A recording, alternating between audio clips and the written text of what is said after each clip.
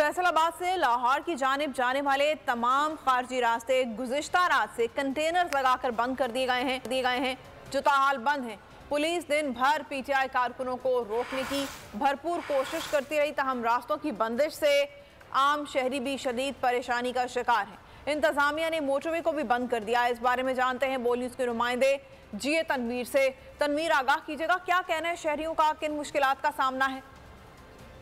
जी बिल्कुल, आज सुबह वो तमाम रास्ते जो लाहौर की जानिब जाते हैं फैसलाबाद से, उन पर कंटेनर्स लगाकर उन्हें ब्लॉक कर दिया गया, जिसमें जीटी रोड और इसके अलावा तमाम मोटरवेज के रास्ते जहां से दाखिल होकर आप पहुंच सकते हैं लाहौर, वो तमाम रास्ते आज जो थे वो पंजाब पुलिस ने बंद कर दिए, जिसके बायस आज शहरियों को भी शदीद मुश्किलात का सामना रहा। तमाम कंटेनर्स की तीन दीवारें जो हैं वो यहाँ पर खड़ी की गई ताकि कोई भी यहाँ से ना गुजर सके। पुलिस की जानिब से कॉर्डन ऑफ रखा गया मोटरवेज को, और अभी तक ठीक है जी तनवीर, आप फैसलाबाद से आगाह